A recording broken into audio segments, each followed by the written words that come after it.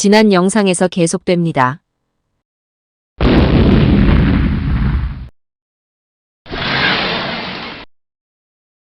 하마스의 정신적 지주였던 야신이 이스라엘에 의해 표적 살해된 후 하마스의 분노는 극에 달했습니다.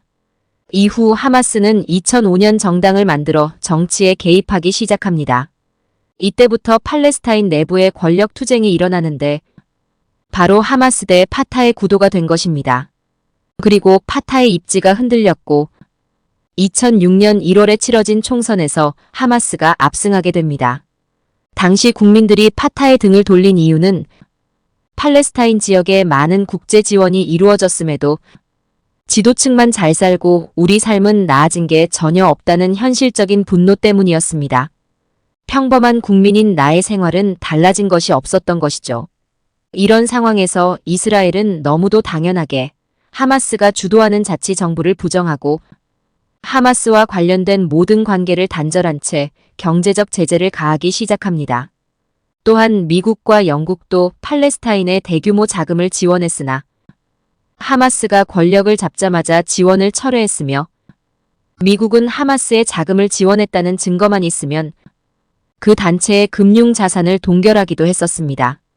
그만큼 하마스는 강경 무장단체로 인식이 되어 있었는데 여기서 우리가 주목해야 할 것은 그 어떤 강대국들도 이스라엘에 대한 제재는 하지 않았다는 것입니다. 영국의 이중 계약이라는 농간질 때문에 현재 팔레스타인의 문제가 시작됐고 미국의 트루먼 전 대통령은 대선에서의 승리를 위해 묻지도 따지지도 않고 이스라엘 편을 들어서 문제가 심화됐는데 여전히 이스라엘 편만 든 것이죠. 하지만 하마스는 한 발 더 나아가 파타와 내전을 벌이고 승리하면서 서한 지역은 파타, 가자지구는 하마스가 통치하게 됩니다. 그런데 팔레스타인과 이스라엘을 자극하는 일이 또다시 벌어지게 됩니다. 2008년 이스라엘 군이 하마스 대원 3명을 사살하는 사건이 발생한 것입니다. 이에 분노한 하마스는 70발 이상의 로켓을 이스라엘로 발사했고 이스라엘은 다시 이에 대한 보복으로 가자지구를 무차별 폭격하며 민간인들의 피해가 극심하게 됩니다. 또한 2012년 11월 이스라엘이 하마스의 사령관을 표적 암살하자 하마스는 이스라엘 스스로 지옥문을 열었다며 성명을 발표하는 등 대립이 극단으로 치닫게 됩니다. 이후 2014년 6월 이스라엘 10대 소년 3명이 살해된 채로 발견되는 일이 벌어졌습니다. 이스라엘은 당연히 하마스의 짓이라고 판단, 팔레스타인 17세 소년을 불에 태워 죽이는 무자비한 짓을 감행했습니다. 그리고 이 사건으로 양측 모두 피해 복수를 다짐했는데요. 이스라엘은 가자지구를 폭격하는 것은 물론 6만 명의 지상군을 가자지구에 투입하는 전쟁을 일으켰습니다. 반대로 하마스와 팔레스타인 사람들은 강력하게 저항하면서 이 전쟁은 무려 50일간이나 이어졌습니다. 그런데 여기서 또 한 번 미국이 뻘짓거리를 하면서 분란집에 부채질을 했습니다. 2017년 12월 트럼프 전 대통령이 1995년 미 의회가 예루살렘 대사관법을 채택함으로써 연방정부는 미국 대사관을 예루살렘으로 이전함과 동시에 이 도시를 이스라엘의 수도로 인식하도록 촉구했다라고 발표한 것입니다. 쉽게 얘기하면 예루살렘은 이스라엘의 수도니까 주 이스라엘 미국 대사관을 예루살렘으로 옮기겠다는 것입니다. 문제는 1947년 유엔이 예루살렘을 어느 나라에도 속하지 않는 국제 공동구역으로 결정했는데 트럼프는 이걸 정면으로 위반한 것입니다. 그래서 트럼프의 이 발언 이후 팔레스타인의 분노는 극에 달했고 하마스가 이스라엘에 미사일을 쏴서 공격하고 이스라엘은 강력한 군사력으로 반격하는 일이 벌어지기도 했습니다. 그리고 2018년 이스라엘은 하마스의 특수부대가 바다를 통해 침투해 오는 것을 막기 위해서 해상 장벽까지 세웠습니다. 이 해상 장벽은 지중해 방향으로 약 200m 길이로 돌무더기를 쌓았고 그 위로 6m 높이의 철조망을 세운 구조였습니다. 게다가 2020년 트럼프의 주도하에 이스라엘, UAE, 바레인이 아브라함 협정을 체결하는데 협정의 목적은 이란을 견제하기 위한 것이었습니다. 겉으로 내세운 목적은 중동의 평화협정이었지만 팔레스타인 문제는 해결하려는 의지도 없었고 오로지 미국의 이익만을 위한 것이었죠. 그러던 2021년 12월 이스라엘은 가자 지구에 약 1조 3천억 원을 들여 스마트 장벽을 완공하게 됩니다. 장벽의 길이는 무려 65km, 높이는 6m나 되었고 수많은 감시 카메라와 센서, 레이더 등이 장착이 된 장벽이었습니다. 결국 가자 지구는 완전히 봉쇄된 것이나 마찬가지였고 팔레스타인 사람들 역시 바깥 세계와 단절된 채 이동의 자유가 제한되었습니다.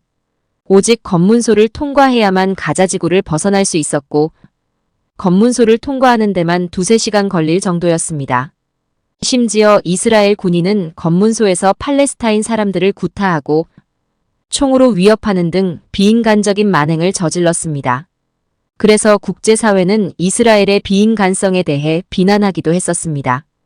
저는 이런 이스라엘의 일련의 행동이 나치가 유대인에게 했던 일과 똑같다고 생각합니다. 나치가 유대인을 강제 수용소에 가두고 홀로코스트라는 만행을 저지른 것과 그 유대인이 팔레스타인 사람들을 가자지구에 가두고 검문소에서 폭행을 일삼는 것은 차이가 없다는 것이죠. 홀로코스트라는 대놓고 저지른 대량 학살이 있느냐 없느냐의 차이일 뿐입니다. 나치에 의해 인종 탄압을 당했던 유대인들이 그 복수를 팔레스타인 사람들에게 했고 또 하고 있는 것입니다. 이스라엘이 디아스포라 때부터 자신들을 무자비하게 탄압했던 유럽과 러시아에게 복수하지 않고 아무 죄 없고 그 지역에서 먼저 살고 있던 팔레스타인에게 하는 이유는 오로지 땅 때문입니다. 그 근거는 나중에 설명할 불법 정착촌 문제에서 극명하게 드러납니다. 이후 2021년 5월 팔레스타인 가자지구에서 하마스는 이스라엘을 향해 약 4,300여 대의 로켓을 발사했고 이스라엘은 전투기를 이용해 가자지구에 보복 폭격을 했는데 당시 양측 사망자는 약 300여 명, 부상자는 약 2,000여 명이 발생했습니다. 그리고는 2023년 10월 7일 첫 영상의 서두에서 얘기했던 전쟁이 다시 발발했고 2024년 1월 기준으로 현재 진행형인 상태입니다. 그리고 그 과정에서 이란이 하마스에 대해 우호적인 발언을 해서 미국과 세계는 이란의 참전 여부에 대해 촉각을 곤두세우기도 했었습니다. 그런데 당시 이스라엘은 미사일 방어 시스템인 아이언돔이 있었는데 아이언돔의 격추율은 무려 90%에 달하는 것으로 알려져 있었습니다. 하지만 아이언돔이 발사하는 미사일은 한 발당 약 6만 달러로 엄청 비쌌기 때문에 방어할 수 있는 한계가 있었습니다. 당시 이스라엘이 아이언돔에 준비한 미사일은 약 1,000발이었던데 반해 하마스가 이스라엘에 발사한 미사일은 하마스 주장에 따르면 수천 발이어서 아이언돔이 제 기능을 못했던 것입니다. 중요한 것은 원래는 보통 미사일을 쏘고 끝났던 공격이었는데 이 전쟁에서 역사상 처음으로 팔레스타인 무장 병력이 이스라엘을 침범했다는 것입니다. 다음 영상에서 계속됩니다.